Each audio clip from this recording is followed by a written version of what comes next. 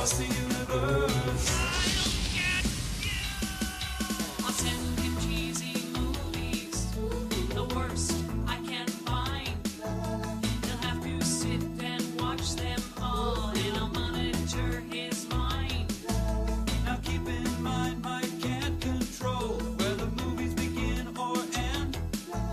He'll try to keep his sanity with the help of his robot friends. Robot roll call Gamma. You're on. Gypsy. Tom Servo. Check me out. Crew. If you're wondering how he eats and breathes and other science facts, just repeat to yourself it's just a show. I should really just relax. For Mystery Science Theater 3000.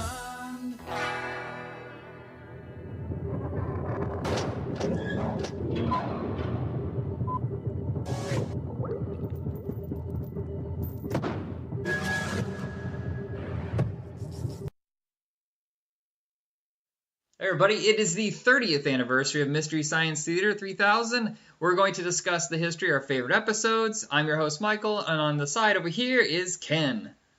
Hello. Why did I just say Ken? I'm not that familiar with you. That's just rude. Sure you are. No, that's fine. I should be talking about it, but they don't know you. Ken Reed, stand-up out of Boston, hosts the TV Guidance Counselor. You have an awesome album out. Second album coming? I don't know. If I get the money, if I can decide that it's agreeable to lose the amount of money one loses when they put out an album again. And some people, outside of Boston and LA will know you probably because you've hit a lot of the Comic-Cons lately, been moderator and host for a lot of the panels there. Oh yeah, yeah. Denver's the big one. Yeah, it's amazing how many people you get to talk to. It shocks me. Now you've been able to talk to, I think, Joel Hodgson, right, and Jonah Ray from Mystery Science Theater. I have. Yep. Jonah's been on the show. Yep. Yeah, it's pretty cool. And So I was I had a non-speaking part in Jonahs Hit in America. oh, I think I remember you telling me about that. Was that was a YouTube show? It was on what was it called? It was some streaming service that NBC did. Oh, that, CISO. Yes, it was CISO. Yeah. The only place to get that chunk of Saturday Night Live that I adore so much that is like lost, and for some reason they're embarrassed by it. And I think there's some really good stuff in there. What, the 80 to 85? Yeah, that era is so strange. It's like they're throwing whatever they could at the wall just to see what sticks. Yeah. And that's kind of where Joel Hodgson really broke out and became a national name. But from what I was reading is that he was disgusted by the behavior of like a lot of the execs just like forcing projects onto him that he wanted nothing to do with. Yeah, he quit like 3 times. He quit just like showbiz altogether. But what's cool is that he went back home and created his own thing, and it's become legendary. This little homemade project. Yeah, and it's have you seen the KTMA episodes? Yeah, I've seen a dozen. They're really rough because, like you said, they are. They're improv, right? Yeah, they're all improv, so they didn't write any of that stuff down. And they also they haven't quite figured out how to make jokes and have you be able to still watch the movie. So they're erring on the side of not interacting as much. Yeah. And so it's strange. Long gaps, but there's some movies in there that I really like, which they've never been able to do again, which I would think that they would because they're like low budget, lost Canadian films that, aren't even on DVD, like The Last Chase, City on Fire, stuff like that. What's the one with the ants? Oh, yeah. Oh, Them? Nah, there was one, it was like a Canadian movie where it was... Empire of the Ants? Something like that. I'll remember one day. I don't like cheating by looking online, but I feel like cheating. Phase 4. Yeah, Phase 4. Same way. Oh, Phase 4, yeah. That was actually shot by a guy who had only made documentaries before that. Okay. Yeah, so that period is the lost era where you only see like YouTube clips and bootleg episodes. Did you ever trade tapes? Oh, of course. Yeah, I didn't exactly trade. I traded money for tapes, which we were selling you the blank VHS cassette, but we're going to put 3 episodes on there as a bonus free item. That's the deal that they Exactly. Yeah. Yeah. And what was the first experience you had with the show? I saw the first episode I saw was Robot Monster from season 1 when it was on the Comedy Channel, Oh, you're and it was on lucky. a. You had the Comedy Channel. See, I never got to experience We Ha or did. Comedy Channel. It was after it became Comedy Central's when I first saw it. We did not get Ha, but we did get the Comedy Channel. And previous to that, it was actually when it was first launched. I think I watched it launch on New Year's Eve, I think 1989. And I remember it going on air. And it was called CTV for comedy television, which they then had to change because there's a CTV in Canada. Right. And so they changed it to the Comedy Channel, and it was pretty soon after that, at about 2 o'clock in the afternoon on a Saturday, I saw the Robot Monster episode, and it was after an episode of Onion World, which I always liked. I didn't realize the Onion had been around so long. We were doing a little research on the old stations for a different show that we do, and Unrelated. really, it's not. Unrelated. It's not from the magazine. I saw that. No. Nope. Wow. Nope. It was Rich Hall's unrelated show. Okay. It's very weird. Speaking of Saturday Night Live, yeah, Rich Hall, he was on that one season, 84, 85, and very unique voice. And sadly, I don't think he's really popular here anymore. Oh, yeah. But he's huge in the UK, I guess. Yes, he does a character called Otis Lee Crenshaw over there. That's like a ex-con musician Were you kind of that sells out obsessed? huge theaters. Were you kind of obsessed with Comedy Central, or what were you, the Comedy Channel when it first came out, like just watching it constantly? Oh yeah, There are yeah. comedians It was now. fantastic. There are comedians now that I see that I will remember their bits. I mean, that one little, like, oh, Alan Havey, like watching Night After Night, and what was the one where it was just one person in the audience, or is that the same show? Oh, that was Night After Night. Yeah, they had an Yeah. audience of one. Okay, That which the one was thing the that one he with did. Paul Yeah. Provenza? Oh, Alan Havey's thing was great. Paul Provenza was in Comics Only, right? Comics Only was Paul Provenza, but that was a Ha show. Okay. So that came to Comedy Central when the two channels merged. The Comedy Channel sort of format was they were MTV networks, and it was essentially comedy MTV. So you'd have shows that were basically hosting like 3-hour blocks of clips of stand-up and clips from movies and short films and that kind of stuff. So you had Rachel Sweet had a thing called The Sweet Life. That was like a 3-hour block. There was a thing called Short Attention Span Theater that Jon Stewart hosted. Definitely remember that. There was Night After Night was a talk show, so that was a little different. Tommy Sledge had a show, and the Higgins Boys and Gruber.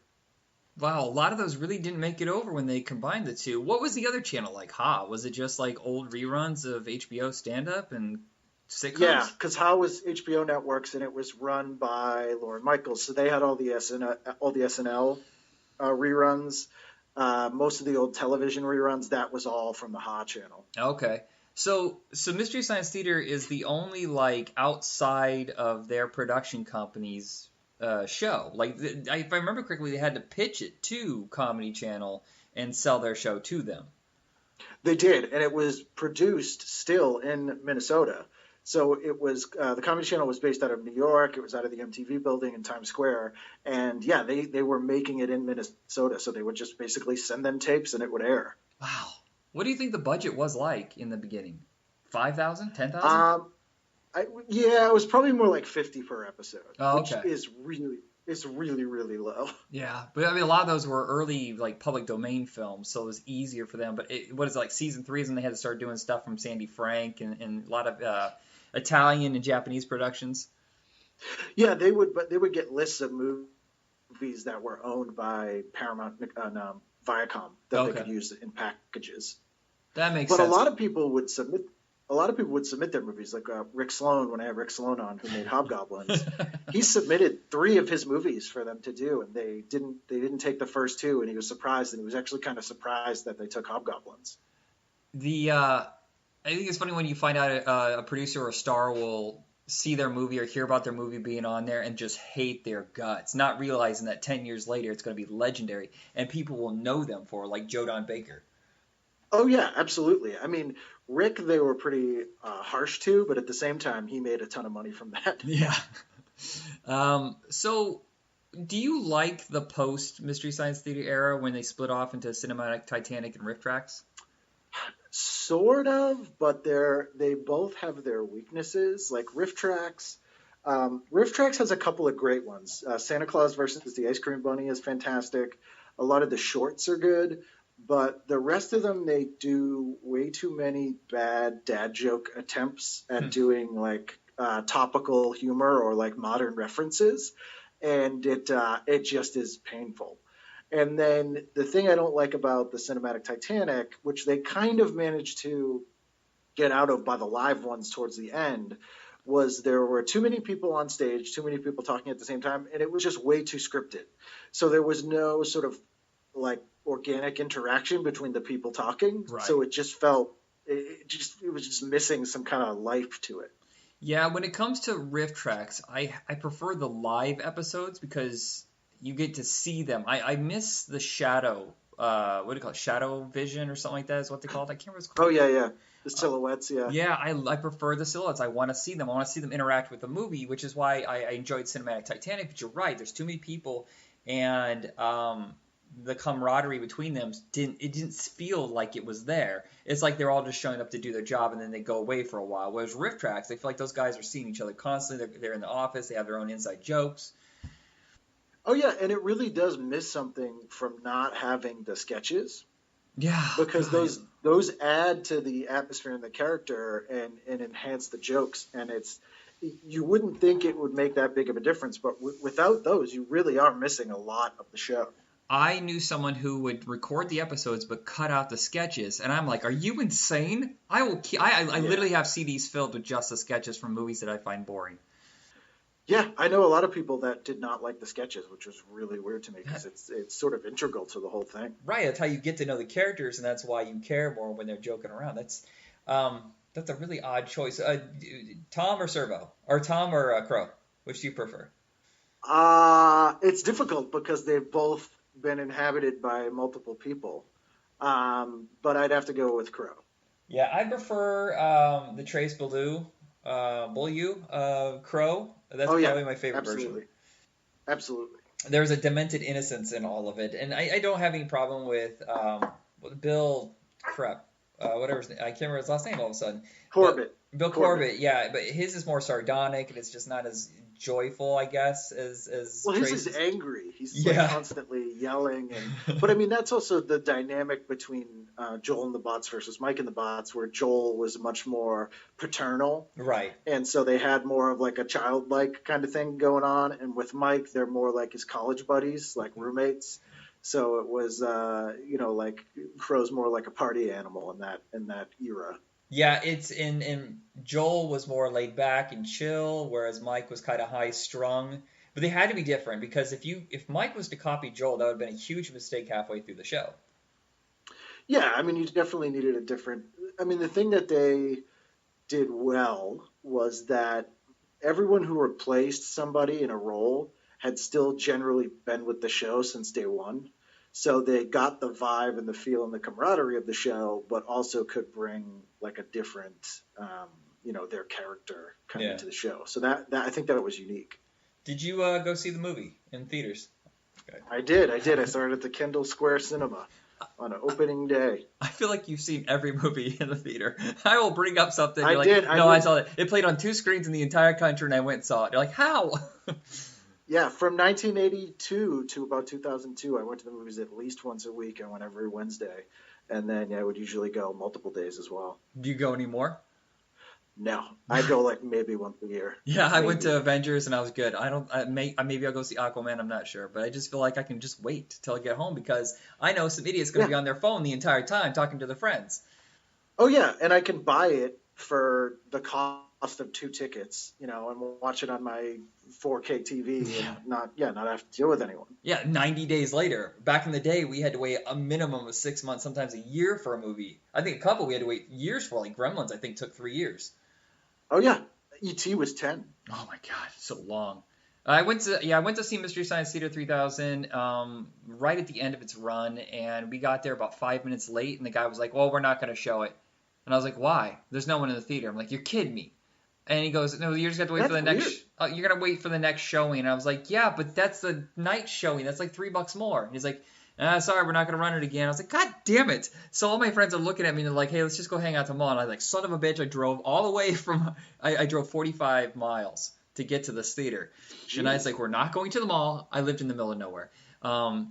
And I go, I will pay for all of you to see this movie with me. I'll pay the extra. I don't care. I'm watching this movie. I paid like $25 back in 1996 to see this.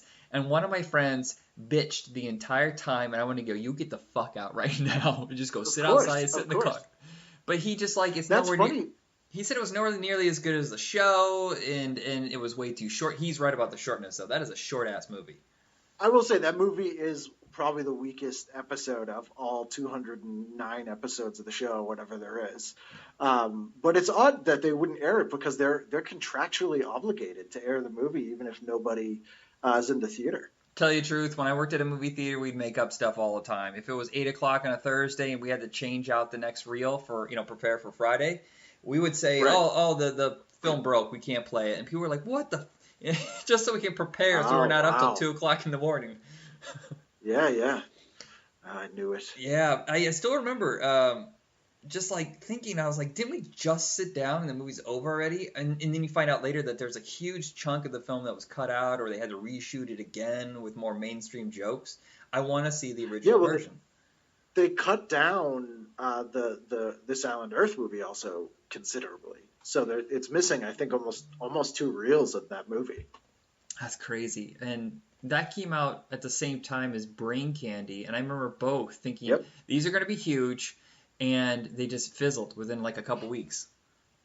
Well, Brain Candy was, they wouldn't cut out Cancer Boy, which the studio basically then just torpedoed the movie. Really? That is like a 1 minute, it's a 1 minute bit. Yeah, that was Bruce McCullough, though. He was like, no way, like, we're not going to do it. And now he admits that was a dumb idea. Because I would love to see more Kids in the Hall movies. I would have. Yeah, that's what tanked the movie. And the Mystery Science, I think they overestimated the two things. I think they overestimated the audience size of that show at the time because it was still midway through. It was between seasons 6 and 7, I think. And they also sort of misunderstood how people watch the movie, watch that show. And it's a show that people watched alone, which I think is kind of why they enjoyed it, because it was like having friends. Yeah, well, it's also, there's a lot of inside like, jokes that you get. You don't have to explain to someone else. Yeah.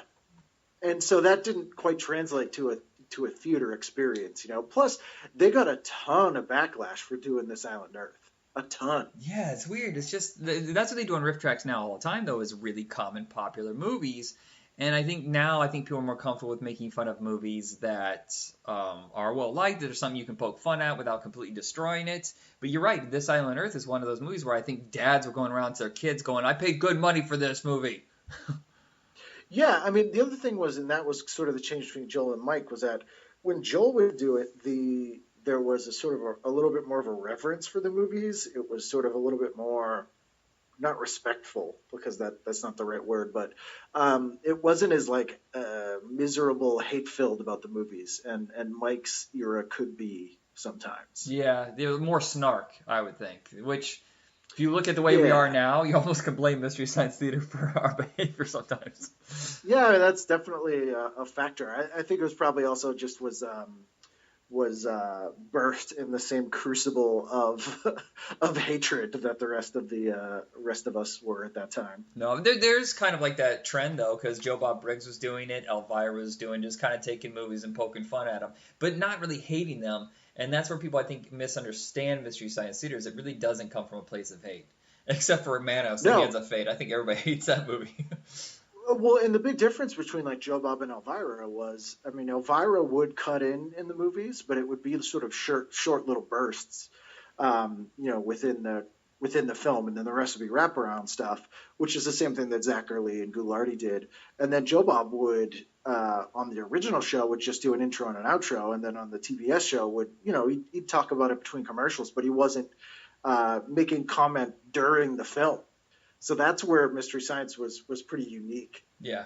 But I love those homegrown kind of shows that were nurtured and ended up on a network, which you don't really see anymore. Now, I mean, thank God Joe Bob's back, but it is on Shudder, a very specific, focused streaming site. Oh yeah, there was a weird little blip in the '90s of shows that either started on cable access or local television that went national. That's when Comedy Central picked up Almost Live, which was a Seattle sketch Right, comedy show for right. years, and Joel McHale started on that show, but no one knew it outside of Seattle.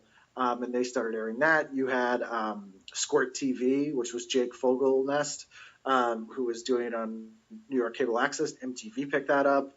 Tom Green was the cable access show in Canada that MTV picked up. So you were getting a little bit of that at the time, but yeah, not at all now. Yeah, it's kind of relegated to YouTube. Um, do you like the Sci-Fi Channel seasons where it was more of a continuous story instead of just hop in and hop out of their world? I do. It's different, but it's I don't. People hated it, but I don't dislike it. No, I was actually I fine think with it, but they aired them out of order, so I was a little disoriented. Yeah, it's odd that you would be disappointed too, because you're like, why does it matter that I'm following the serialization of this? All right, so I think that's pretty much it on our little wrap up of their history. Now let's discuss our favorite episodes of the series. Actually, it's mostly just you. I'll just wing it as I go along. Go ahead. Weirdly, although I consider myself to be more of a Joel connoisseur, most of my favorite episodes are Mike episodes. See, I got that too. So I think the problem is that I'm not a huge black and white movie fan, and I feel like a lot of those drag ass. And the color ones, I think just more like I know who that actor is. I remember this period of time. For me, yeah, the Mike era have, I think, better movies. yeah, I mean, I think it is more accessible movies for a lot of us. Like Alien from LA is certainly one that I kind of just like because I like that movie. Yeah. But there are a lot of black and white movies in the Mike era that I like Prince of Space is a great one. And then things like I'm trying to think of if there's any other black and white ones during the Mike era. That might be the only one. There's actually. only a handful because I think Sci-Fi Channel was a little allergic to black and white. But the nice part is when Sci-Fi Channel had them is when they had access to the Universal Studios catalog, and there's a lot of juicy stuff there, especially the creepy 70s TV movies. Yes, absolutely. And I think the first Sci-Fi Channel movie was Revenge of the Creature.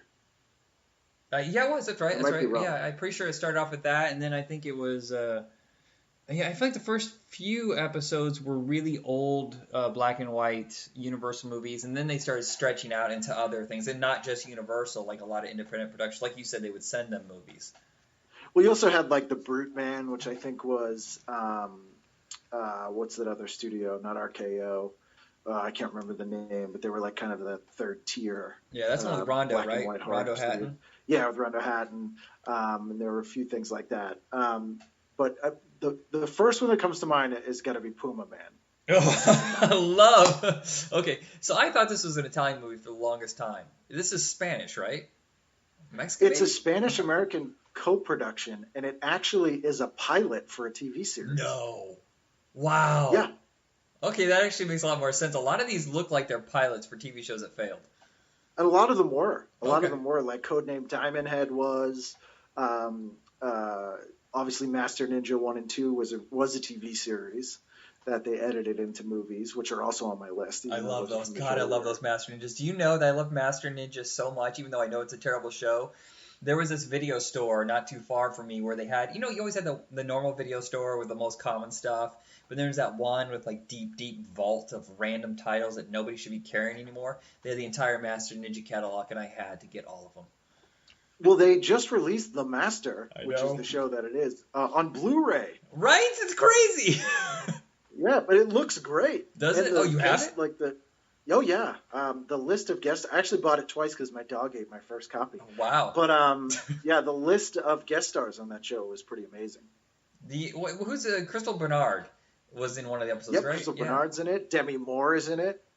This is random, but we're talking about TV pilots. She did a pilot for a TV show, I want to say 89 or 90, right before she got wings, where she was helping a guy who was like a superhero kind of thing. He wore a black costume. I only saw it once. I thought it was really awesome, and I cannot figure out what in the hell it's called. Is it The Spirit? Nah, that was much earlier. That was with Sam Jones. That was like 4 years earlier. I'll look it up. I'm sure it's on the IMDb, but it's a Oh, hard. weird. Yeah, I'll figure it out. Random, sorry, tangent. Go ahead. Quite all right. Yeah, so I love that one. That is a classic. Donald Pleasence Also, it's amazing the career after Halloween for Donald Pleasence you think would have been a lot better. But basically, it's only John Carpenter movies and just tons of crappy Italian, Spanish productions. well, he'd be in anything, and he was, I mean, for him, Halloween was slumming. Also, like it just so happened that he kind of lucked out that was a good movie. Yeah. But he never said no to anything because they wanted Christopher Lee for that part originally, and he turned it down. Huh. He was like, oh, I'm not doing that. I was And gonna then, say, it obviously, didn't seem like he did turn down a lot of stuff either. no, he was in Howling too. That's But yeah, I mean, he even turned that down. So Donald Pleasence was certainly not picky. Yeah. What is next on the list? Next on the list is another Mike one from the final season is Soultaker. Oh God, that's so good, Joe Estevez. Yeah. And the girl, she did another one. The girl who wrote and stars in it. There's another movie she did with Bill Paxton, almost like Future Vision or Future Force. It's an anthology film, and she only did. Yeah. She only did those two movies, and they're both terrible except for the Bill Paxton segment. She had a fascinating talent for making very compelling, very strange, awful movies. And super 80s, which is just always his lips are so greasy, man. And he's been in a lot of movies. That blonde guy. I've seen him in a lot of direct-to-video action movies around that time. Absolutely. And what's the guy with the big face? Zadar? Oh, Robert Zadar, yeah. Maniac Cop. He is no longer with us. Sadly. His name was Robert Zdarsky. Is his real name. Oh, wow. I just dropped off the last... there's another movie that he was in. Actually, he's probably in a lot of movies that could have been on Mystery Science Theater, but Return to Frogtown is bananas. It's so insanely awful. But it's so much fun that... there's some movies... I say the worst thing you can do with a movie is be boring. Yeah. I mean, I think that's one of the... Maybe my least favorite episode of Mystery Science Theater ever is Hamlet. Because it's really, really boring. And... It's almost unwatchable for me, but for the most part, all the movies on Mystery Science, the great thing about them was that the people who made them were being very sincere and really thought they were making a good movie. So I think that is, that goes a long way for something being entertaining. Right. They rarely ever did anything that was comedic in any way. Like they did Hobgoblins. Catalina Caper. Catalina Caper is one of my favorites. I don't know why I love it so much. I've never even seen a beach movie outside of Back to the Beach. And Catalina Caper. That is a good one, though. Yeah, that's a good one, yeah. And I don't know why I'm fascinated by... Maybe it's because I love Catalina. I don't know. Well, you also get Little Richards in that one. that's just a fun movie. Well, a lot of these movies have musical performances, and those are usually the best part of the film. Yeah, most of the Teenage Delinquent ones do. Girls Town. I've seen... I had a cassette tape. When I worked in television, they gave us all these blank tapes for, so we record what we had ran. I worked for PBS, and we would use that as our homework assignment. We'd show our, commercial sign-offs and sign-ons, and everything would be on tape. And they were extra long. They were 8-hour tapes. And wow. I rarely ever used them for homework. I taped them. I used them for Mystery Science Theater episodes. That's the best thing to use them for. Get Mamie Van Doren on tape. Yeah, I had Girls Town, the one with the head that wouldn't die. Oh, the brain that wouldn't die. The brain that wouldn't die. I can't remember the rest, but yeah, there's 10 of them that I would just watch nonstop, and I hold those near and dear to my heart, even though I know they're not great episodes. Yeah, but they're well worth watching. I mean, that's the thing. There are very few that are not at least watchable. There's some that were stinkers, but I've seen Attack of the Giant Leeches so many damn times. Yeah. Oh, yeah, that's a great one. Or The Killer Shrews is a great one. Track of the Moon Beast. There's some mid-level ones that are still very, very entertaining. Yeah. What's the next on the list? So what do? I got Soultaker. I got what was my first one there? Oh, am I blanking? Puma Man. Puma Man. Puma. Number 3, another Mike one. Werewolf. Oh God, that's so damn good. Is that another Spanish one, or is that a Mexican production? That's American, but it also has Joe Estevez. That's the most unbelievable thing I've ever seen. Absolutely fascinating. Completely phonetic learning. It's oh, you shouldn't have picked her as your lead. Oh yeah, well she looked very good. She was a German model. What's the guy's name? He was in a bunch of stuff in the 70s and 80s, like decent Oh sized yes, productions. yeah, that's George oh my God, Rivera or something like that. see, I was thinking of what's his name that was in Puppet Master 2, and was the villain in a bunch of things, and he's burned. God, I don't know. Oh man. But I was thinking Jorge Rivera, I think is his name, and he was in a bunch of like John Wayne movies in the 70s and stuff like that, and he would work his way up, but clearly by the 90s he was done. And it's fascinating watching his hair change every scene. Yeah, absolutely. Richard Lynch, that's what I'm thinking. Oh yeah, Richard Lynch. Right. How did I not remember that? Yeah, the guy, how did he burn himself? I think it was in like Korea or something like that. Oh, He was one of those actors that had like some kind of issue. Oh, gotcha. See, for some reason, I confused it with that movie that he was in with Jennifer Rubin, the one where he's like a cult leader, and he burns up. He's the cult leader. Yes. Boy, my memory sucked today. I know. Bad dreams. I can't Bad remember dreams. anything today. I know the exact bad dreams. Yeah. Yeah, I can see. I thought for some reason that was real, and that he had really burned himself, and he was a cult leader. For some reason, I saw it so young that I didn't remember if it actually happened or was fictional. Right. No, it happened in the 70s. I think there's like 3 actors that had some sort of weird burn incident, but still went on acting. The other one is the guy who starred in It's Alive, and he plays the high school principal in 3 O'clock High. His name. Oh, John P. Ryan. Yes. Okay, John P. Ryan. I didn't know that. And I know Jack Palance. He was in a horrible plane accident where his face got shattered and burned. Palance. Yeah. Yep. Kane Hodder, obviously, although he's not really an actor, and Reggie Nadler. Who's that? Who is Barlow in Salem's Lot. Oh, right. Okay. The original Salem's Lot, right? Because Rutger Hauer's in Yes. Okay, gotcha. Yeah, Werewolf's a great one. I love werewolf movies, period. And there's so many bad ones. It's hard to pick one that's really great. I would say 1 out of every 10 is like legitimately good. Like The Howling is phenomenal, but Howling 2 is god awful, and then it's just kind of weird after that. But super entertaining. Yes, they're so fascinatingly, like, the strange choices they make. But Werewolf is more like that final Howling movie where they had $115,000 to do, and they shoot in some small town. It's a guy in a costume. It's really just the Lost movie. That movie only ever aired on Monster Vision.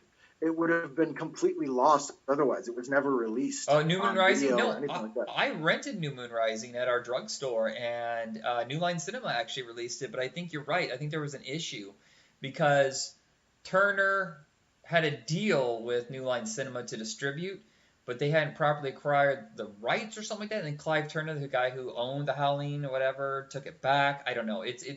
Don't go find it, though. Seriously, unless you're a completionist. This is right, or if you really like country line dancing. Yeah, so that one and Werewolf are like the pits, just Adam scraping the bottom of the barrel.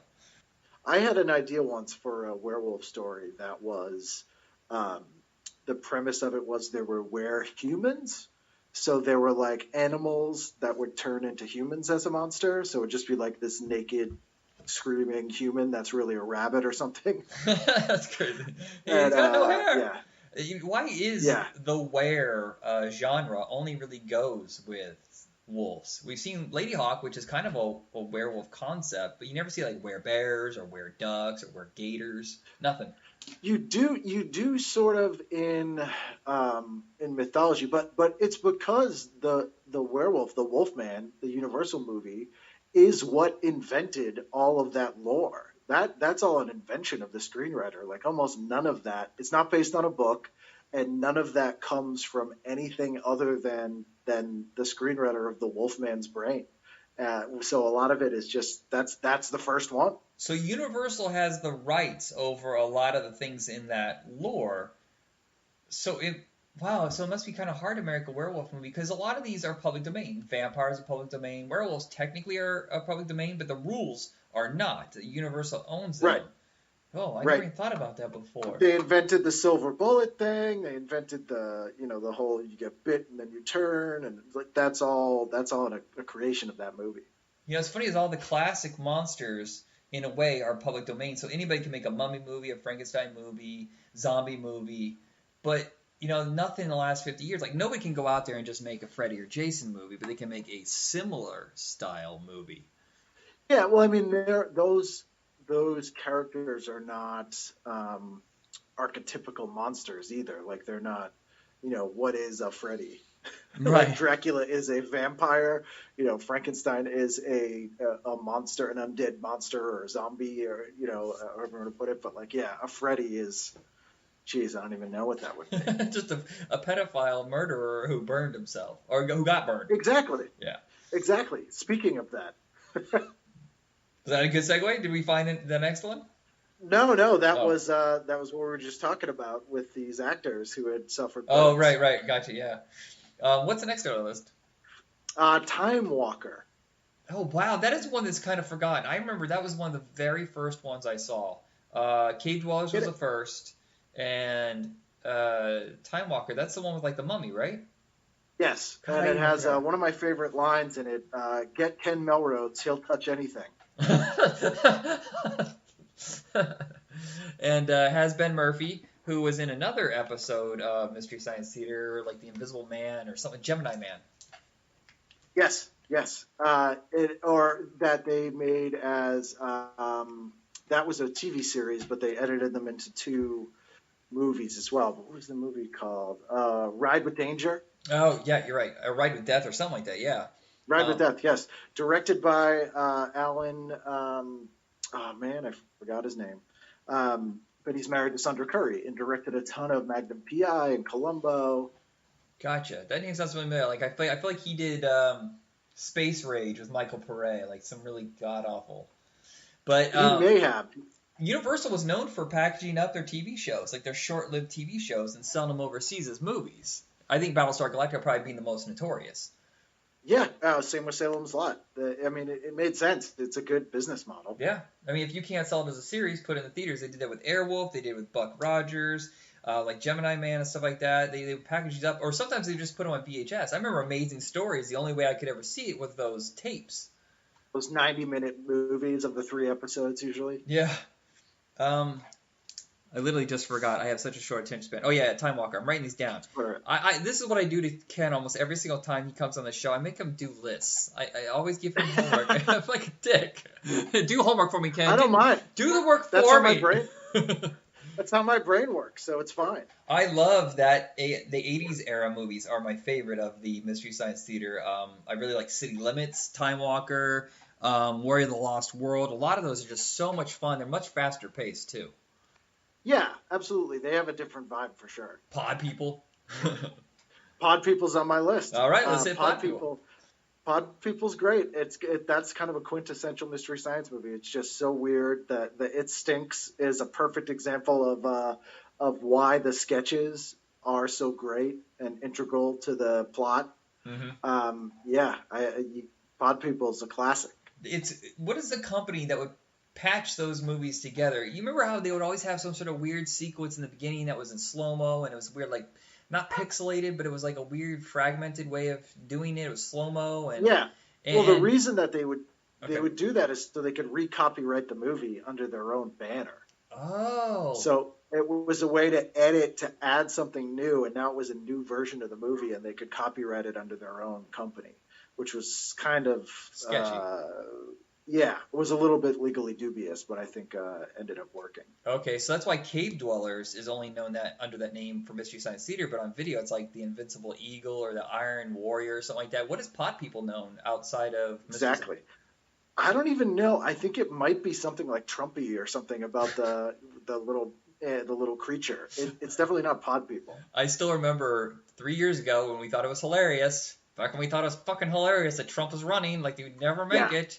I have said I'd rather vote for Trumpy from Pod People than Donald Trump. And God damn it, I still wish he was president. At least he would tweet. Yeah. Oh, jeez. I threw my pen down and I can see the bar shoot straight up on the sound. Get me right. Okay, we got to bring it back to a nice place. Yeah, it's one of those movies that I heard that John Picure Simon, or whatever his name was, a Spanish director who did Pieces, he had this movie ready to go. and it was going to be a straight horror film. And then all of a sudden, at the last minute, the investor said, "Hey, we'll actually give you some more money if you add a little ET style creature in it." And he's like, "Fuck it, all right." Oh yeah, that guy's not going to turn down more money for any reason. A lot of the Italian productions and Spanish productions feel like that. Like it started off as one thing, and then the investor's like, "Okay, so if you cast this person who are internationally known, and then add this element to it, and you have what was started off like as a Mad Max kind of movie, all of a sudden turns into Knight Rider, and you're talking to the motorcycle, and you're like, what the hell?" Oh yeah, they would just throw anything in that they possibly could, which is kind of that classic era of Euro exploitation. They did not care. I know they're terrible movies, but I love them. They're so bizarre and over the top and thoroughly entertaining. And I've tried so hard to get some of them on video night, and no, Andrew will not go anywhere near them. He doesn't like Italian movies? God, he does. He thinks they're all just garbage. And I'm like, fine, I'll go do that on some other show. Just start a show of just Italian movies. Well, no, we do trash cinema during the summers where we just grab a hodgepodge. Like Are you saying that Italians are trash? Is that what you just said? Well, I mean, Argento's great. Uh, Well, Goblin. Hold on, let me correct myself. Goblin's great. I will listen to that score. I watch those Yeah. movies solely for the music. yeah, that's fair. You're right though. By the way, Knight Rider, slow down. The theme sounds just like a Goblin song. Oh yeah, it's exactly a Goblin song, and that's kind of fantastic. All right, what is our next film? I'll keep it with the people. I'm going to go with Slime People. Season 1, I believe, is Slime People. It's an early one. God, I don't even remember that And one. What is that? A Full Moon? Not Seed People. No, right? no, not Sea People. Slime People is a 1950s movie that was made by people who worked at KTLA in Los Angeles on sort of nights and weekends. And one of the reasons this is one of my favorite episodes is I actually really love the movie Slime People, and I wish that somebody would remake that movie. And it's the perfect movie for David Cronenberg's kind of quote about why you remake a movie, which is you don't remake a good movie, you remake a bad movie that's a good idea but poorly executed. Totally. I still don't understand why they remake the classics. Like, I know it's sellable, Yeah. but there's a lot of movies out there with really, like, even movies that did okay. Like, The Golden Child has a great concept, but it stops dead in its tracks every time Eddie Murphy decides he needs to laugh his ass off and screw around. And you're just like, God, there's such a good movie that remake Golden Child. Seriously. Yeah, and Slime People's a perfect thing like that. It kind of it's pre Night of the Living Dead, but it has a weird sort of Last Man on Earth, Night of the Living Dead vibe. In that these sort of subterranean people who are a lot like the I forget the name of the race from Doctor Who, but the lizard people that were here first that live inside the Earth. It's basically them, and what they've done is put up a sort of fog dome barrier around Los Angeles, and they're sort of killing people. And there are people who are trapped in this thing, and they are hiding in the KTLA studios from the Slime People. That actually sounds really good. When was this made? I want to say like late 50s, early 60s, like maybe 62, 63. I'm shocked they had a budget for a movie back then. Yeah. Huh. Yeah, I mean they barely did, but they were making it on nights and weekends at KTLA. So it's kind of like a precursor to The Fog or The Mist or something like that. Similar, yeah, and Under the Dome actually Yeah. sort of mixed with Omega Men. Like these creatures come out at night, and so they have to sort of forage during the day, and then like lock themselves up at night so that they are safe. And it's a cool kind of creepy movie, and it's I think the only one on this list that I don't really remember all that much about the riffing, but the movie I actually really love.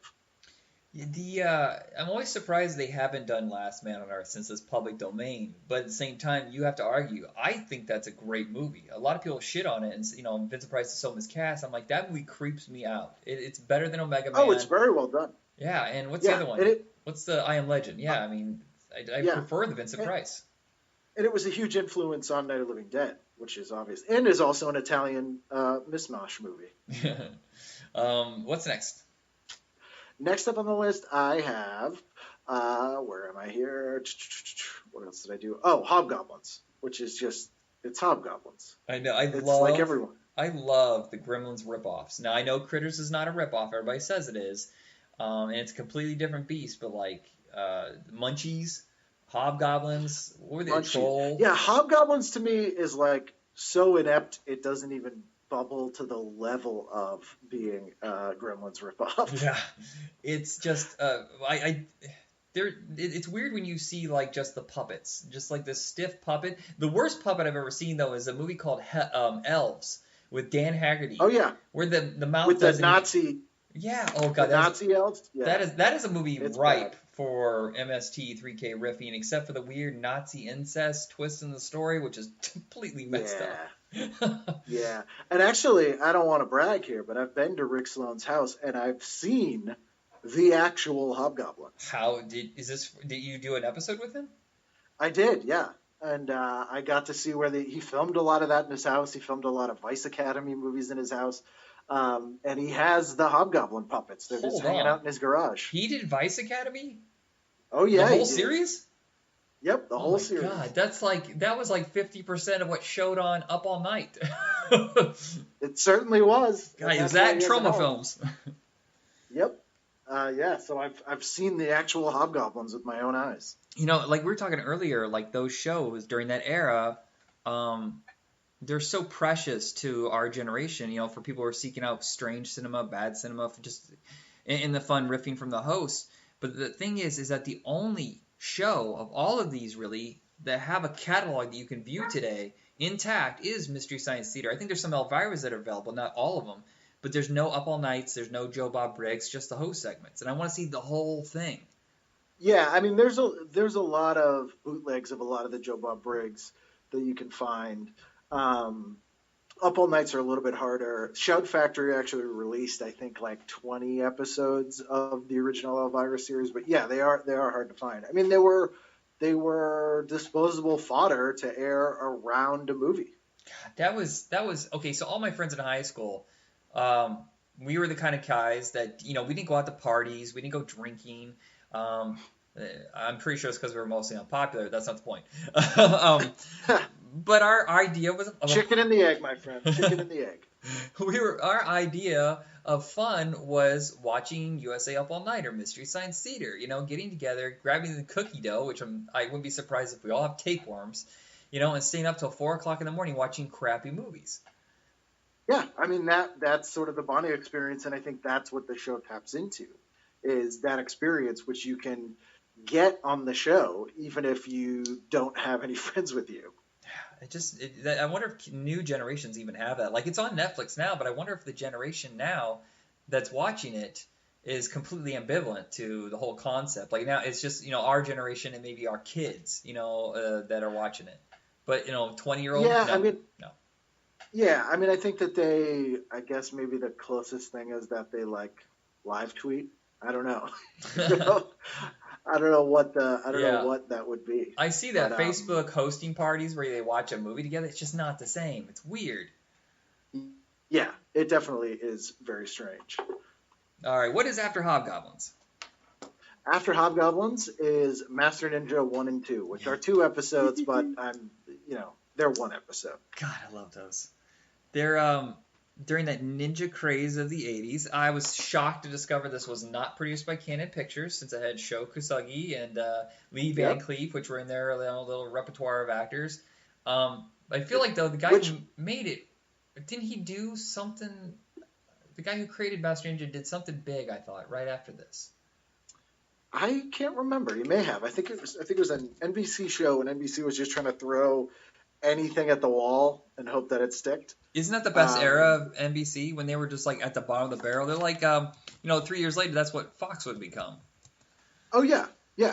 They get nothing to lose. It's Misfits of Science. It's there's the things. I just sent you Rick Sloan's rejection letter from Mystery Science Theater 3000. Which I took a picture of there. Speaking of Rick Sloan, Michael Sloan created Master Ninja. Oh, did he do Equalizer? That's bananas. Like, he would go from a show that is ridiculous to one that's much loved. Well, yeah. Not much loved. So I just sent you a photo I took of his rejection letter for the first movie he submitted to Mystery Science Theater. Okay. And it's on the Best Brains Inc. letterhead, and it's we won't be doing this movie. And then I sent you another photo of a photo I took of the Hobgoblins. Nice. They still hold together. Or they like all Central. falling apart. Oh, he also did. Well, he did a lot of TV movies. He did BJ and the Bear. He did Sheriff Lobo. Oh, wow. Sheriff Lobo and the Master, oddly enough, seem very similar. What is it with these shows with like higher concepts, but they always seem to have the same breakdown? Wander around the country in some random cool vehicle, and they always seem to end up in some honky tonk where they end up having a bar fight, and then the sheriffs are dirty, and they put them. It's always the same Yeah. plot. It's cheap. It's cheap and easy to do. Oh, and it always seemed like it had the same actors too. Just like I kind of miss that thing in television where it had a rotating cast of villains. Like Charles Napier was on all of them. Oh yeah, absolutely. Well, it was names that dads would recognize, and then they'd have younger people for the kids to watch. Yeah, and then always filming on back roads of California lots. It was like even a high concept show, very expensive, and they're still shooting on the same exact lots. Oh yeah, all the old Western sets. Yeah.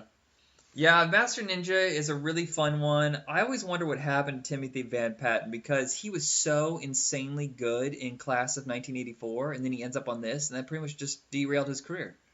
I think he was a professional tennis player. Is he? I Or was knew that one Vince of the Van Van Patten? Pattens was. All those kids, they did like these cult movie and TV shows. Like, One of them was a Helmet, One of them right? was a professional tennis player. One of them went on to direct, and one of them does a lot of special effects makeup stuff. Oh, okay, well that's cool. At least they're still in the business. But I remember it just like they seemed like regulars, like the Carradines in the '80s. Like if it was a direct-to-video or a very low-budget movie that was on TV, you'd always see one of them.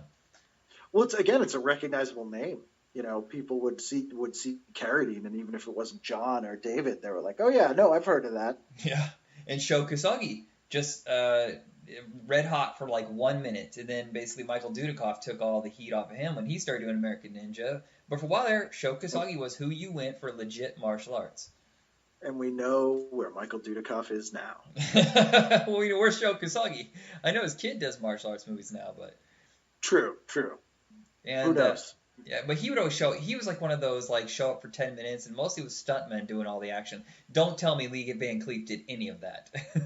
No, but that's why a ninja is perfect, because they're wearing a mask. So you don't really even have to be that careful about how you shoot it when you Yeah. have the stunt guy. Yeah, Master Ninja's a really fun show. It is a slice of 80s cheese, and sometimes those are my favorites. I know that Misfits of Science is not a good show. I don't give a shit. It's a lot of fun. Yeah, absolutely. What's number 9? Number 9, we have Santa Claus, the classic. Is that the weird Finland or... No, that's Mexican. the Mexican one, right? That's Jack Frost I'm thinking of. Yeah, Santa- Jack Frost is very strange. The Santa Claus is the Mexican movie that I think his name was Fred Murray, or G.F. Murray, was this American guy that imported a lot of weird Mexican, Spanish and Mexican things and revoiced them as U.S. things. And Santa Claus is just unbelievably crazy. It is. it's You know what's Santa Claus. funny?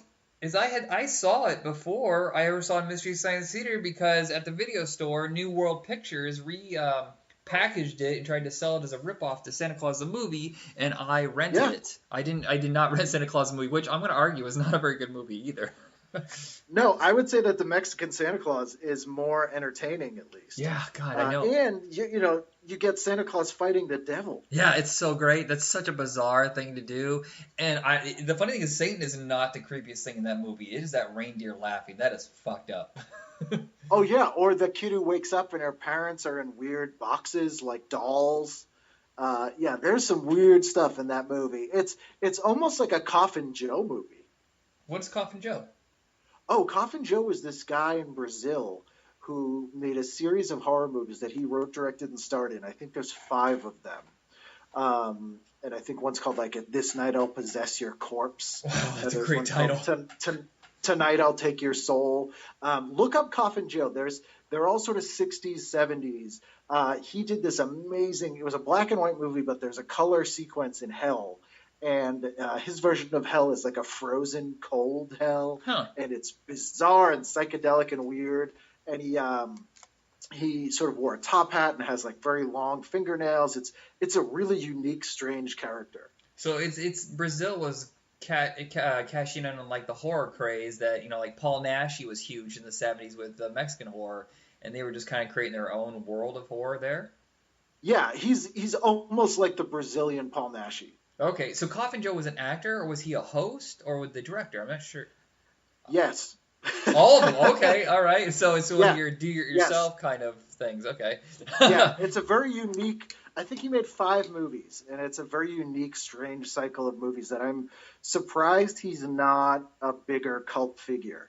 There's so many of those movies that are in Mystery Science Theater, and it's usually ripe for mocking is because the director was the star and he wrote it and edited and did everything, but he had no separation from it where he would realize it was ridiculous. That's why Manos is so great, Time Chasers and stuff like that. Oh yeah, they're passion projects. Soultaker. Yeah, they're people sincerely trying to do a good product, and they're just kind of inept. Yeah, no one's telling them, hold on a second, try that again. Yeah, that's why All they're right. doing it on their own. Final film. Final film, The Human Duplicators. God, I don't even remember that one. Does that one have Jaws? Richard Kiel. Richard Kiel, Yep. thank you. Yep, this is a Joel one. This one is fantastic. This to me, this probably is my favorite episode of Mystery Science. Richard Kiel plays an alien named Kolos, and he comes in. He's like, "I am Kolos. I must speak to Professor Dornheimer." It's the ridiculous names. yeah. The more complicated the name is, the wonderful. better. Yeah, it's Human Duplicators is just everything you want to see in the show. Really It also don't has some remember. of the best sketches and wraparound segments also in the Is show's it done. an Italian film? Because he did a lot of those. No, it's an American movie. It's very 70s. I don't know who what the origins of it are, because it does have that Sandy Frank sort of video sequence at the beginning to re-copyright it, but it's a really weird movie. Yeah, I mean, for me, it's a Ega. The one that he did is so bizarre and so strange, and I just love it. But he was a likable person, but man, he made some terrible choices, or he didn't have the option for anything else, because outside of Bond, it was pretty rough. Yeah, I mean, he's a big, huge dude. That's the kind of things he's going to get cast in. There's actually a bunch of really cool footage on YouTube of him appearing on various talk shows like Letterman and that kind of stuff when he was promoting, I think, Moonraker. Okay. And it's really interesting just seeing him kind of, being himself and being affable and a fun guy. I saw him once at a convention. I didn't talk to him, but it was not too long before he died. Yeah, And, my father met him and got a picture with him and stuff like that, and he said he was in real rough shape. But it's hard for really big people because I guess it's a huge strain on their heart. Yeah, and they're in pain a lot of the time, and a lot of them are that big because they have medical issue. Yeah. There's like a glandular issue or other problems that they have. So yeah. Well, we ended that on a down note. Oops. Exactly, I know. Shit. Jeez, I do have an honorable mention. Go ahead. Final Justice. God, it's so much The fun. Go ahead on. Second Joe Don Baker. Yeah. I still mean, say that to Mitchell- this day. You should. Mitchell gets all the credit, but Final Justice is the better Joe Don Baker flick. It's another one of those. Usually, the ones that are shot overseas are the more absurd, and it's like this Clint Eastwood throwaway script. It wasn't even good enough to be considered for even someone in between Joe Don Baker and Clint Eastwood. And it's shot in Malta, which who shoots a movie in Malta? I don't even know where that is. I think it's below Italy. I think it's a small island there in Italy, but it's usually one of those, hey, this country has some money they can use as a tax write-off, but we have to shoot it there. And it's just like, isn't that also from Rick Sloan? I feel like he did that right before. No. I forget who made that one, but it's not him. God, so many guys on the edge of mainstream cinema that ended up on Mystery Science Theater that it's just so much fun. I'm gonna look this up, Final Justice, because I feel like that guy was really well known. It's Final possible. Justice. I can't think of who it is. But what's that? I can't think of who it is. It's possible. Oh, Graydon Clark. Never mind. Who did Joysticks? Oh yes, Graydon Clark. Joysticks is his finest role. I think Joe Don Baker may have been in every Graydon Clark flick. Maybe. I know he did some, how there's Pandemonium and Wacko and stuff like that. He did one of those crazy horror movies, the did. parodies. I can't think of what it is. It's not. Oh no, it is Cherry Wacko. He but did it- do Wacko. I'm trying to think. There's so many Okay. of those that were there was those three brothers that did one too. We go off on Yes. this. Sorry. It's a Graydon Clark. Man, I don't know. There's not a single good movie in here. I know people who will argue with me that say Joysticks is good. No, because the movie No. isn't even about It's- video games. That's the only reason I want to watch it. Well, but the theme song that goes totally awesome video game. If I wanted my video game fix, I'll watch the Marshall Blackman episode of Square Pegs where he's obsessed with Pac-Man. That is a good one. All right, so that brings us to the end of this episode. Is there anything you want to pitch before we go? No, tvguidancecounselor.com if people are unfamiliar. What's your favorite episode of Mystery Science, by the way? I want to say that it's Danger Diabolic, the final episode. There's something bittersweet That about is a it. good one. Most of mine are in the last few seasons, but War of the Lost World is one of my favorites. Laser Blast is a great Laser one. Blast is great. All of season 7 is great. The Blood Beast, or no, what is it? The Incredible Melting Man is part of that. That's Yep. great. Escape from the Bronx is great. Manos is phenomenal. Mitchell. There's arcs with the show where they'll have like 4 or 5 in a row that are just phenomenal, and then they'll just have some duds. What's the one with Raul Julia? Overdrawn at the Memory Bank. Yeah, oh my god, I love that one. That's painful. That's painful, that one. There's something about the weird shot on video made by PBS with very, very early CGI that fascinates me. Because when I was a kid and I would get in trouble, I wasn't allowed to watch TV except for PBS. So there's a lot of stuff there that I remember, and just, I don't know, it's not a good movie, but it's kind of nostalgic. But Raul Julia gives it everything he has in such a ridiculous movie. Yeah. He's all in. I mean, well, look at Street Fighter. That's a god-awful movie worthy of Mystery Science Theater, and he's just selling it. Oh, yeah. I mean, I can't think of anything he was bad in. What's a movie you want to see on Mystery Science Theater that hasn't been done? Oh, jeez. I just actually thought of one. Why? Oh, Surf 2. Oh, how about The Surf Nazis Must Die? No, see, I feel like the Troma ones don't Too lend obvious? themselves to that. Okay. Yeah. Surf 2 is just an underseen movie. And Linda Carriage is in it, who is in Alien from LA as well. Most movies made by, what the hell's his name? Who did the original Captain America, and he made Cyborg. Oh, He's Albert Hawaiian. Pyon. Albert Pinn, yes. Is that how you say his name? I'm most saying it wrong movies- something. Yeah. I think it's Pinn. I may be wrong, but most of the movies made by him are kind of the 80s. Yeah, Sword and the Sorcerer, Radioactive Dreams. I like Radioactive Dreams, but that is ripe for poking fun at too. Yep. Vicious Lips. There's a lot. I work with someone.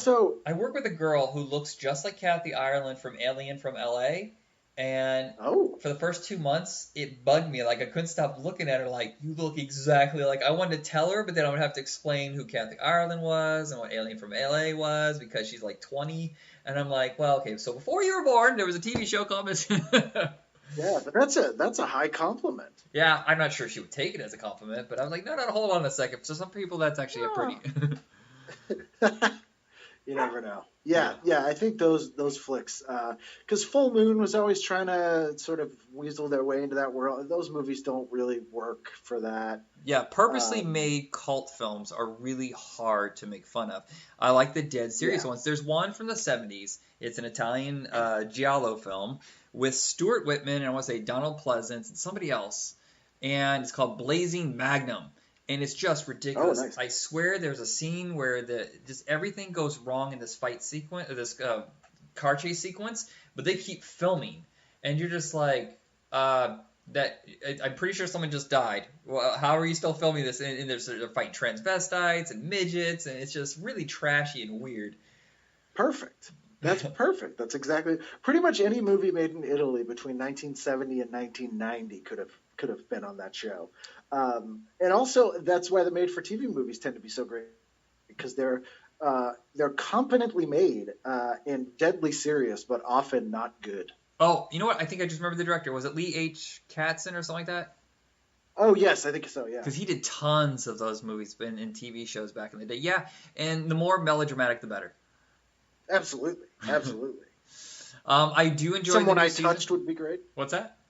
Someone I Touched would be great, the made-for-TV movie. I would say, what was the one where Robert Carradine is calling, I want to say Shawnee Smith, and she had seen him commit a murder or something like that. And I Saw What You Did? Yeah, I think that's what it is. Yeah, it's similar to Lisa, if you remember that movie. Yeah. But way more melodramatic. Chiller with Michael Beck is ridiculous. The Wes Craven Yep. film. Yeah, there's a lot of stuff. Invitation to Hell. Yeah, that's a Another great Wes one too. Craven one. Holy shit! What's that? Club Med with Susan Lucci is the gateway to hell. Yep. Why do we know these obscure things? This is bizarre. Like, I don't know things that would help me be successful in life, but I know obscure bullshit like this. Yeah, that's welcome to my world. Jeez. All right, so that is it for our episode here. I believe the next season is premiering on Netflix here in about a week, so check that out. I do like the new season. How do you feel about it? The new series, I mean. I liked it as well. It took a few episodes to pick up, but It once did. Avalanche, I think, was the turning point. Yeah, I think because the first 3 movies you think would have been more entertaining, and I don't know why I don't like the Italian Hercules movies though. Those sword and sandal movies I find really boring. Yeah. You're right though. Avalanche is a movie that I have rented more than once on my own because I'm a huge Robert Forster fan, and Roger Corman always made great schlock. Yeah, and that's that movie. They kind of gel as a cast. I think they kind of start getting the feel for it on that one. Yeah. So I look forward to it. The show's getting better, and I think that's it. I don't know how to wrap up shows. So check us out on Facebook under Retro Rock Entertainment.